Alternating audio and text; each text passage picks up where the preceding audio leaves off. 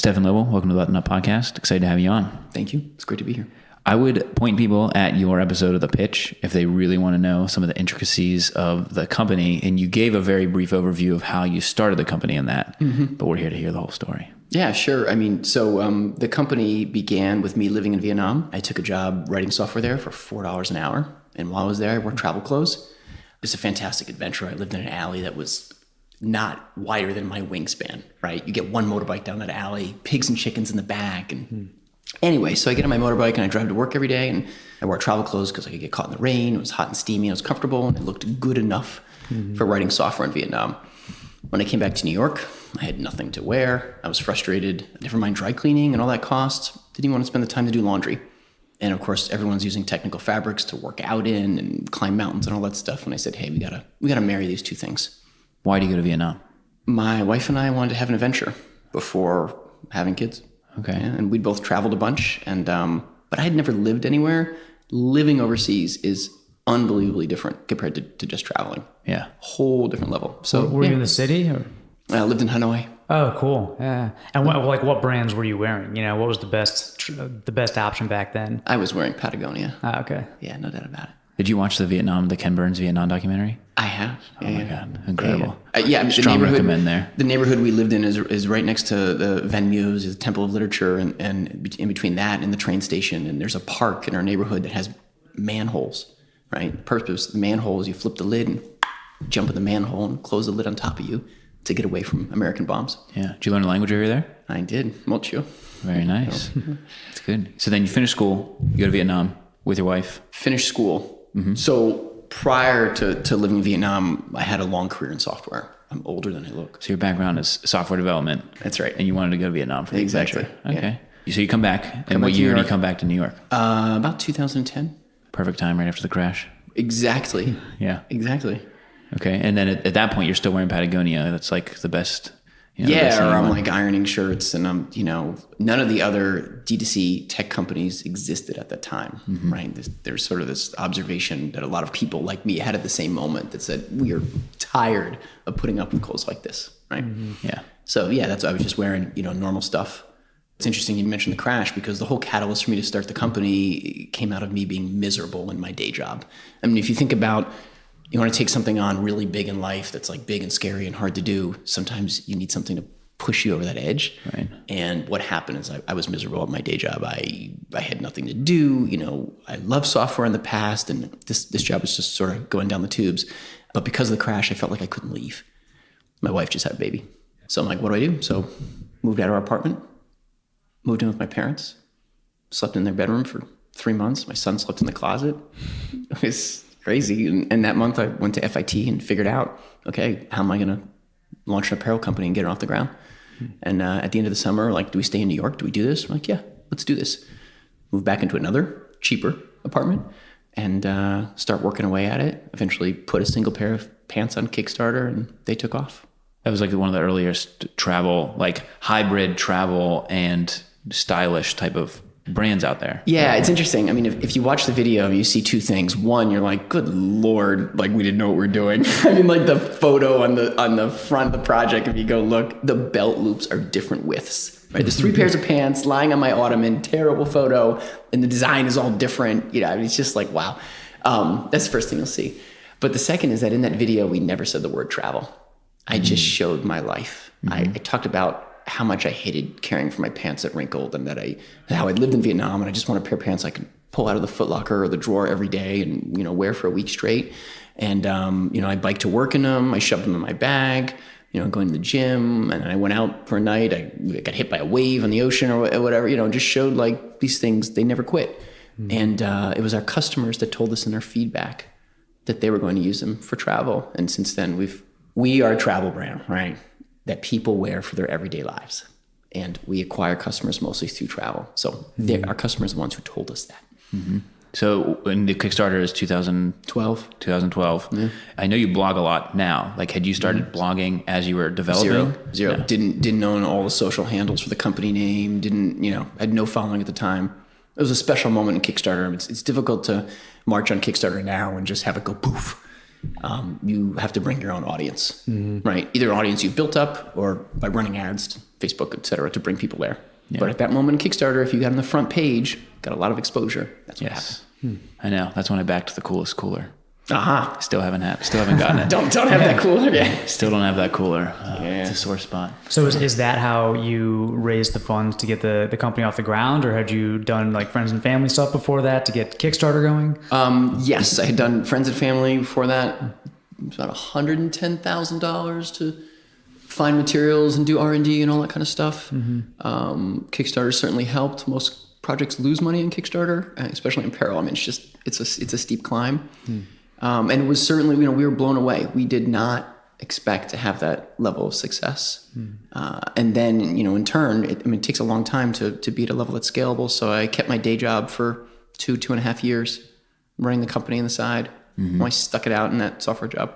Wow. Until I went full time. Did everybody in the office know like Stefan's wearing his pants again? Yeah. No, I can't clean. Yeah. I can't clean. So people are pulling you aside, like, let me get those pants. It was difficult. It's hard to have a family and a day job and a night job. But if you're serious about making something go, you got to put your nose to the grindstone. Yeah, that's the wives become the true heroes there. I say about my wife all the time. Is like the reason that I can do this is because she's the real hero. Yeah, no doubt about it. Now you're ready to leave your day job. You've gotten some traction, right? And you're like, all right, it's time to go full time on this. Yep. And that's 2015. Yes. All right. And so at that point, though, you have to go out and raise money so that you can continue R&D, expand the line. Absolutely. I mean, inventory is expensive, right? Like in apparel, you can't buy one unit and sell it tomorrow and then buy a unit again. So cash flow is everything. You have to buy a minimum order of 500 or 1,000 pieces of a style. And if you're paying $25 for something and you have to order 1,000, there's $25,000, right? And how many months is that going to take you? And the goal is to turn that inventory as quickly as possible to turn the cash. And you started like with the blazer, like you started manufacturing in New York. Like, did you have partnerships around the city so that you could like just go and see them and get that stuff moving? No, I mean, it's funny. I still have a relationship with that factory, and I'm like, what were you guys thinking? And they call me a kid. They're like, this kid walked in, or like, let's take a chance on this kid. And I'm like, now I realize how difficult it is to be successful long term. There are a number of Kickstarter projects that have raised more money than we have, particularly in pants. And those companies don't exist now, right? Because success in Kickstarter is one thing, and success, outside of that is another. And for a factory to get their money back, you have to reorder a lot of times. And the fact that they even took a chance on me or whatever, it's amazing. And then, in New York, we did 135 production runs before we moved it offshore. Yeah. Wow. At what point do you close like a Series A so that you can then start to build a team? What was the pitch? Is it 2019 now? So 2017, 2018, that's when I was working on it. So, and it's not a Series A yet. It was still a seed round. Oh, still seed. Yeah. But you're able to build a team off of saying like, I got this, I have this product, I have this vision, and I need people to help me out with it. Yep, exactly. Yeah. And then just incidentally, and people always seem to be interested, the reason that we moved out of New York is because we outgrew the factory. We outgrew the scale and the complexity of managing it. We had to order all of the trim, all of the zippers, all the materials, the fabric, the fusible, we had to order the dozen pieces of ingredients that would go, the components that would go in to a garment. Where the model overseas, they manage that for you. They're managing the marking, the grading, and pattern making, all the raw material procurement. So, we buy a single garment, and we have a U.S. partner to run all of our overseas factories that are in 5 countries now. We hear that from like every brand that we talk to that either tried to start in the U.S. or like wants to manufacture there. Is it's just so hard to hit a scale in the U.S. with anything. Like Miz and Main was the same way. I mean, they went offshore not long after that. Like suiting, it's like once you get to a certain scale, there's no expertise here, or there's no like Allen Edmonds is like the only one that's like, okay, they still manufacture a lot of stuff here, but you have to go to where all the stuff is being made, the raw materials, in order to have any kind of scale. They also have to be equipped, have the right tools, machinery, and experience to make the garment that you're interested in. So oftentimes you're like, oh, I want to do this t-shirt, or I want to use a flat lock seam. They're like, we don't have a flat lock machine, right? We don't do that here, right? I mean, it's just, it'd be like, back in the software days asking like, a DBA or somebody who's really focused in, database administrator, somebody who's really focused in like, database tables in the back end to write an app for your iPhone. Be like, that's not my thing, right? So Like You we have to make have buttons, not zippers. So, yeah. You need to have the factory that matches, even in, a blazer, like is it a fully constructed, canvas lined blazer, or is it a blazer with a softer shoulder that's made in a different way, right? So you need the right factory for the job. And what was like the hardest thing as you were going through the first couple of years? Like, I mean, there's obviously stumbling blocks every day, but what are some of like the biggest learnings you took away from going out on your own like that? Probably, if most entrepreneurs are honest, the biggest thing is probably their own weaknesses, right? Because, I was really good at my software day job, but now I have to do a dozen different things in the company. And that ain't easy. So that's one. But the second would be vendors letting us down. I mean, the number of times a vendor has let us down. I mean, we almost lost the brand due to a branding misstep where we went with way too fashionable of an image. We've had production issues. We've had fabric that we found out was, they call it submarined into China, illegally imported into China. We've had waist sizes of garments come out 2 inches too big. We've had fusible that goes in a blazer. So think about it. You've got a shirt, you've got a collar that's stiff in it. That collar is not stiff for no reason. It's not just two things of fabric. There's some stiffener in there. It's called a fusible. It's applied to the back of a fabric. So if you put that in a blazer and that fusible has a problem, it's not applied with the right temperature, your blazer's got ruffles, right? So we've had our bumps. I can't remember if it was in the pitch episode or if we had talked about it, but there was a whole order that you had of blazers that had like a big crease. Yep. Right? Yep. Yeah. And it went to one of our investors, and that whole story's in the pitch, right? Okay. I sent that email, And then, how'd you come back from that? You were able to, it seems like though, even though you've had some of those missteps, like you're still able to provide customer service and redeem yourself. Like you haven't had any like truly awful things happen. Customer service is key. And the values with which we approach it, we want to make it right for our customers. I still feel like, myself, where I had nothing to wear and I opened my drawer and there's nothing in there and like iron something or whatever, I still feel that, and I connect closely enough with that such that when I think about my customers, I want them waking up in the morning and I want the clothes to be less important. Whatever they're doing, like that's their hero's journey, whether they're working really hard or they're traveling or they're just, they're super involved at, church on the weekends. It doesn't matter to us what that is, but we want to power that by making clothes less of a pain in the ass. Speaking of customers, like after post Kickstarter, you launched your website, how did you actually get new customers? Like, how did you get people to your website before anybody knew who you were? No doubt about it. That is the most difficult thing. Yeah, I mean, for us, it was about bloggers that had picked us up that said at the time, these are the best pants, right? So was it bloggers, like travel bloggers, who discovered you through your launch campaign and then they kind of became evangelists? It's travel. Some of them discovered us through Kickstarter. Others, I can't tell you how they found us, right? I can't, maybe they were Googling, travel pants themselves. They stumbled upon us and, there's so many that have written about it. But, at the time we had one original pair of pants and then we added a chino, which we've since replaced this year with a better chino. And it just, it grew from that. So, but I mean, frankly, the blazer campaign saved the company. And so what had happened, that year is in the spring, back to strengths and weaknesses, right? We're like, okay, in order to grow this and communicate better with our customers, my way of communication is very personal. And that's an asset for us in terms of people are like, hey, this is a brand from a real guy who like eats his own cooking and lives in his product, travels, etc. But I need editing, right? In terms of like, how do we communicate in the best way such that a new customer is going to understand what the hell you're talking about? It feels weird to have some personal guy, right? So, there's communications and art like that. So we hired a New York City branding firm.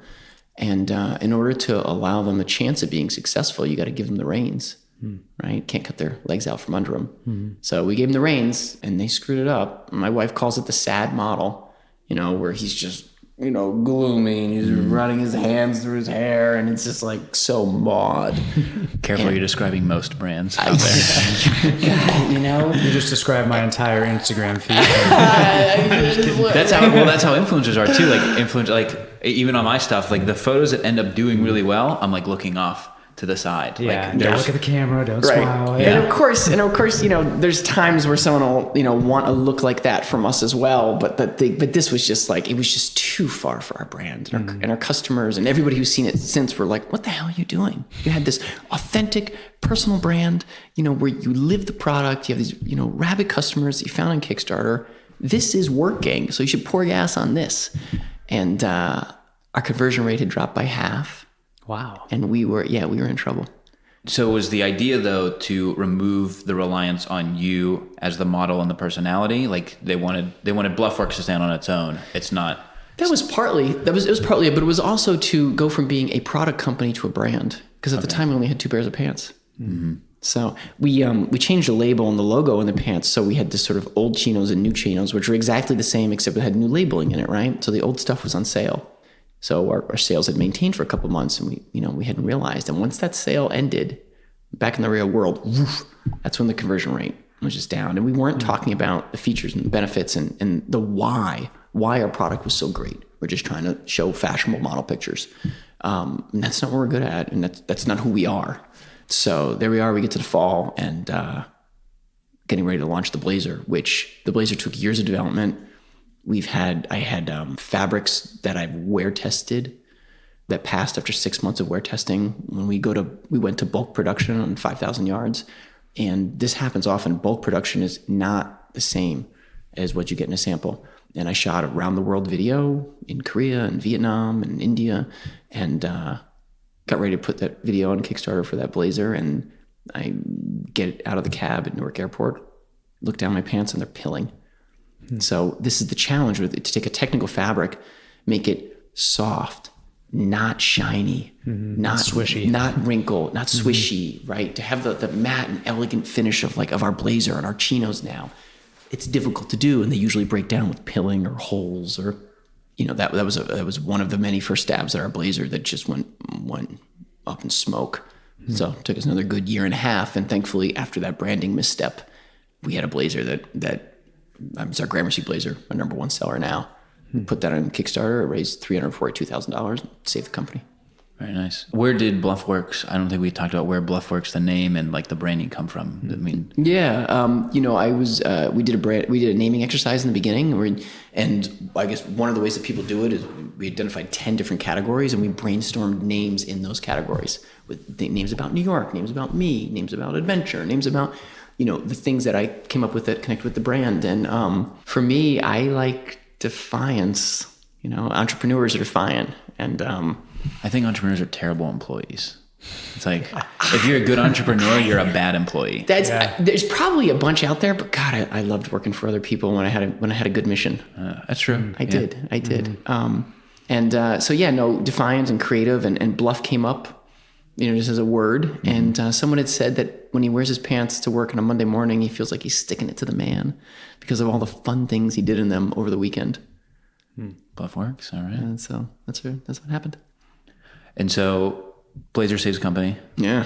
Successful production run there. Yeah. A fold issue on some of them. Yeah.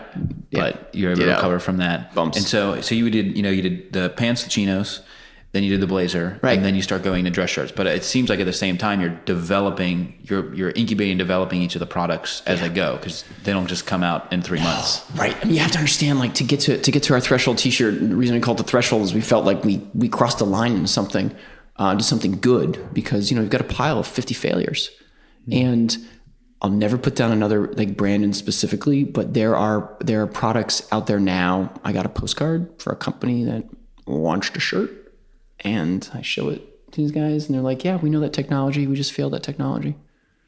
Happens all the time. I bought a sample. I bought a T-shirt from another brand. I pilled it in 3 days. I have to say that T-shirt is one of my favorites. I work out in it. I don't even have to wash it very often. That's the idea. Yeah. I always feel bad. I'm like, should I put this in the laundry? Like, nah, one more. Right, one more. Right. I mean, my stuff is often coming out of the bin. Right. I mean, boy, is that a test. It's in there. I mean, not for everybody, right? Yeah. But you're like, what am I gonna do? Pull a dress shirt out of the hamper, put it back on.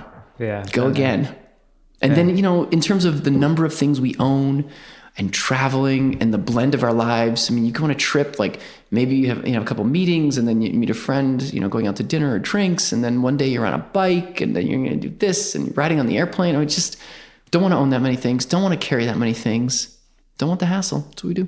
And a lot of it's like lightweight too, and that's a big thing in the travel community. Is like, are these chinos light enough weight so it doesn't add 14 grams to your suitcase and that sort of thing.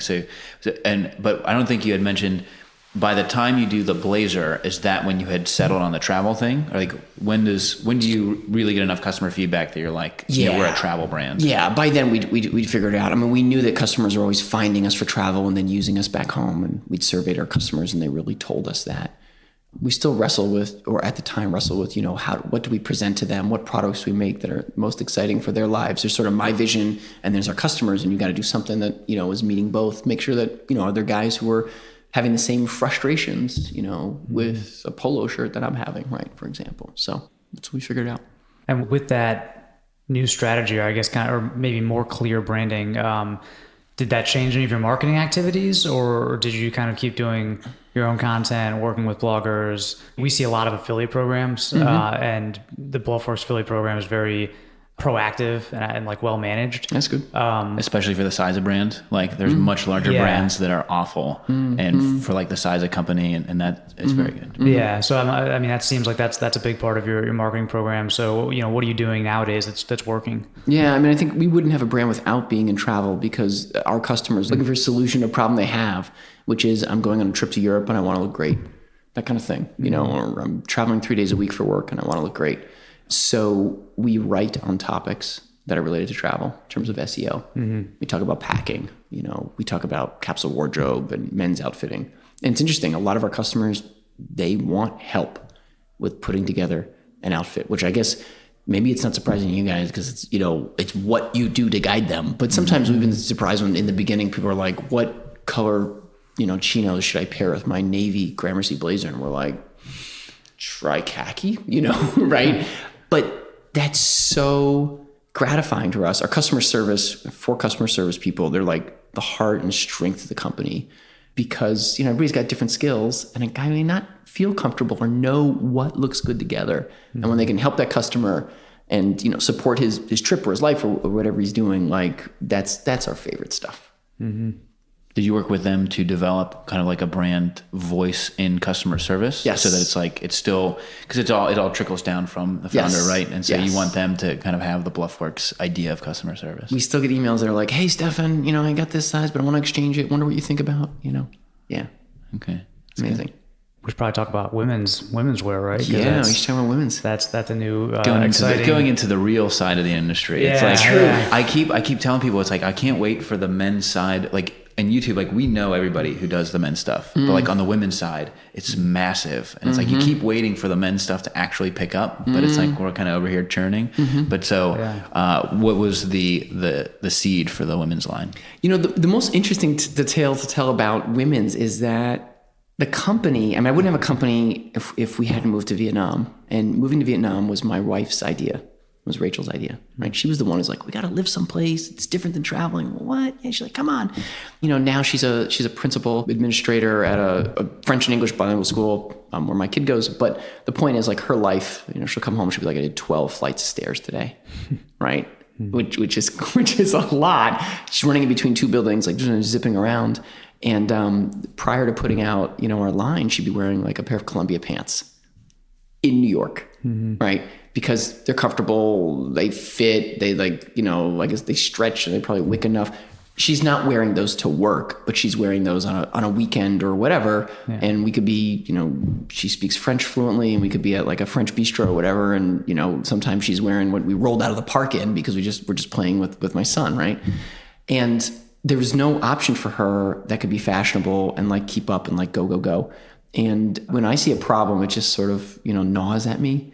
And it drives me crazy that like women can't have pants that have a pocket that fits their phone. You see it all the time, the phone sticking out. So we put a pocket that's behind a pleat. You can put a phone in your front pocket and can't see the woman's carrying her phone in her front pocket, right?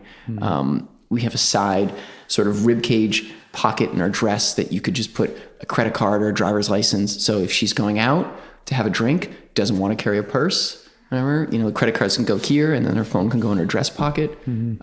It's not rocket science. It's just empathy.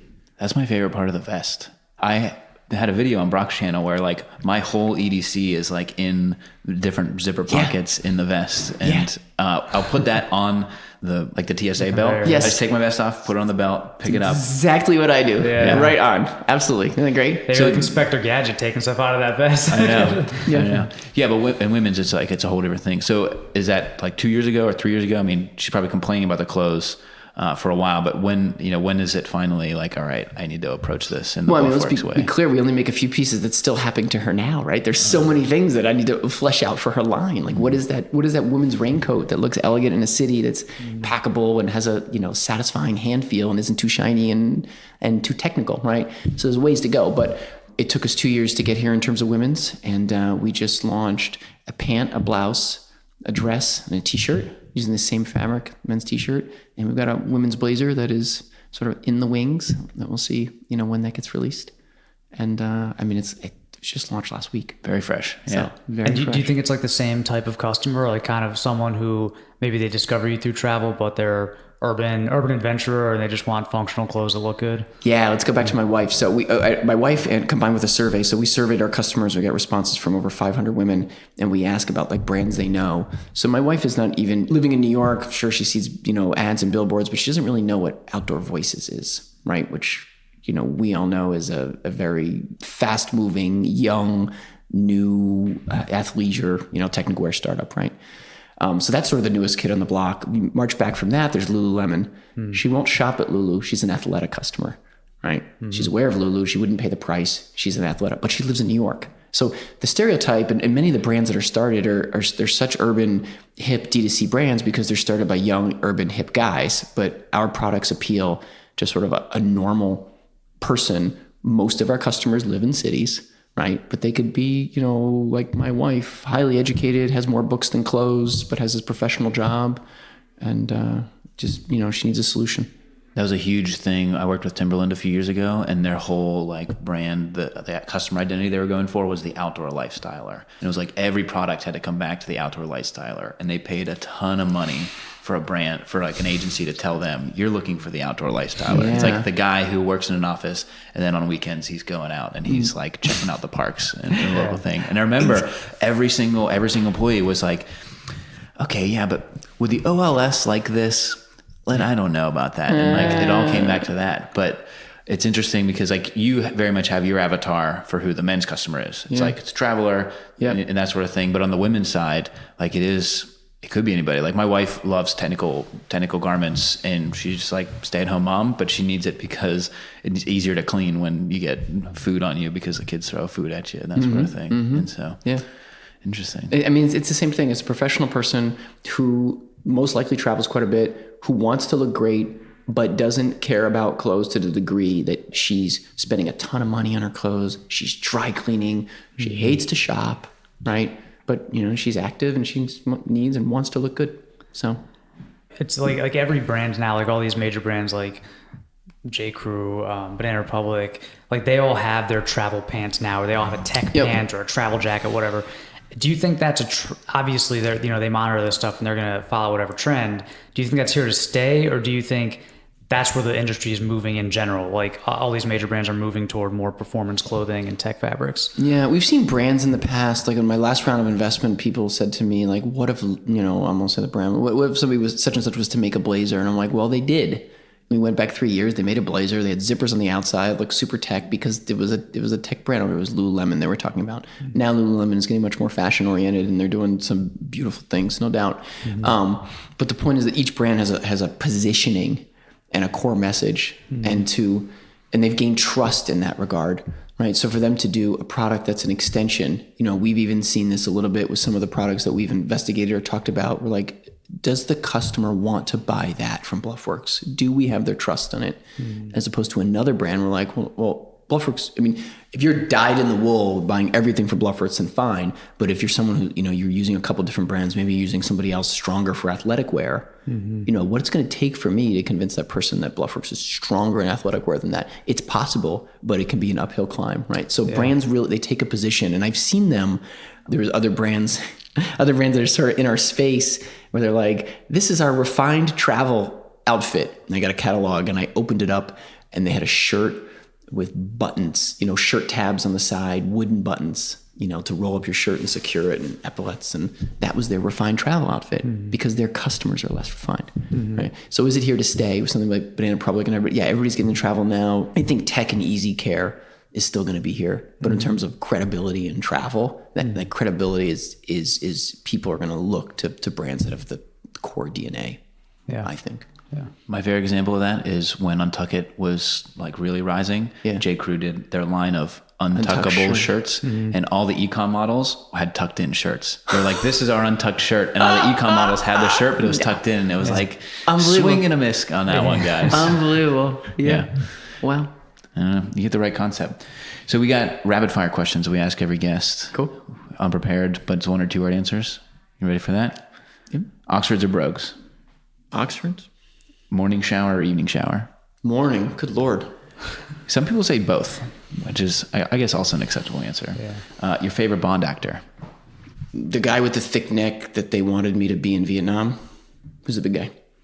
Big guy. Daniel Craig. Daniel Craig. Thank Ah. you. Yeah. They're like, hey, Daniel Craig is opening in Vietnam. Like, we need a white guy to put on a tuxedo. You could be James Bond. I'm like, this is not going to work. Wow. Cardio or lifting? Oh, no. That's a both. Has to be everything. The last book you read? Dan Harris's book on meditation. I don't like the title. I'll say it. 10% Happier. He explains in the book why it's that. Meditation is a secret weapon. Unbelievable. Okay, good. We'll get to that. Chinos, jeans, or trousers? Chinos. Ascender chinos. No doubt about it. Ascender from Bluffworks. Spring, summer style or fall, winter style? Spring, summer. Probably the first one we've ever had. Yeah, we'll have to maybe a look back couple. in the catalog. It's because we're doing shit in the spring. So it's a style that's like, here's a litmus test for me. Like backpacker rolling luggage. Like my hand's got to be free. Like shit's going on. Yeah, true. Loafers or sneakers? I wear at least a boot. Sorry. Oh. And if you're getting in the shower and you like to pump yourself up for the day, what is the song you're playing? Or are you just meditating? Silence. Tip of the hat to Jocko Willink. Jocko Willink? Mm-hmm. Does he have songs? Yeah, he's got a disciplined podcast. So No, sorry. Of course he has a podcast, Jocko Podcast, right? Yeah. He has like Discipline equals freedom. He has 2 versions on iTunes, and one of them set to music. Don't use it all the time because it's a powerful weapon, and you want to make sure it stays in the right place. But roll that out, then we'll get you going. Nice. I listen to. They have a kids podcast. Yes, Jocko. the Warrior Kid, absolutely. Kid. Yeah, he had a whole book and everything. Yeah. Yeah. I mean, hey, if we're going to talk about podcast, I think the recipe for a good podcast is when you have a really tight and specific message, and he's rolling through his guests on this like tight and specific message, like continuously. And I think that's why his stuff is so interesting. But maybe that's a diversion. Well, no, it's his personality funneled through the podcast. Like he's an intense guy. Right. He has this message. He wants people to be better, and so kind of get everybody through there. On point. Yeah. Anyway. Well, we do like style and a little bit of entrepreneurship, so we're kind of all over the place. Like you have a point of view. That's what makes it good. So you just launched women's very recently. Like, what are you most excited about in the next 12 months? Man, what am I most excited about? We have our hands full. I'm very excited about putting out a catalog. Physical catalog, mail it out. Very excited about that. Yeah. And will you mail that to your customers, or will you mail that to a broader audience? Yes. I mean, the way the catalog business works is you have to send 100,000 pieces to make it productive. And so you have a percentage of that audience that comes for our own, and then you lease a list. That's why you all get so many catalogs in the mail. But we have so much to say about like the travel outfit, that capsule wardrobe, and, blazer combined with this shirt and this pant, and how it fits in your bag, and how it can power a trip that would be product focused and editorial as well. Is that for the holiday or is that in the spring? That's spring. 5 pocket in the Ascender. We were just looking at colors. That'll be great. And then 2 new blazers. 2 new blazers. They're right there, sitting next to you. Oh, well. So pretty exciting. This is audio only, so people can't see. They have to wait to see the spring. Yeah. Those are spring. Those are part of the spring line? That's spring line. And then in terms of, the women's side, getting feedback to see, what's our hero product there? What does she connect with? What does she think? Using that to innovate. All right. Well, that's really great. Well, thanks for coming on the podcast. Excited to sit down with you. And Pleasure. I think I've had some of your stuff for 2-3 years or so. It's been cool to watch the brand grow. And yeah, definitely check out the Pitch podcast. And you have like big stuff for the holiday season? We do. Good. So people to check that out. We do. Bluffworks.com. Always, get on the mailing list, and we always run a significant holiday sale, and there's a couple of special things in there. So yeah, it's a good time. That's great. Well, thanks for coming on the podcast. A pleasure. Thanks for having me, guys.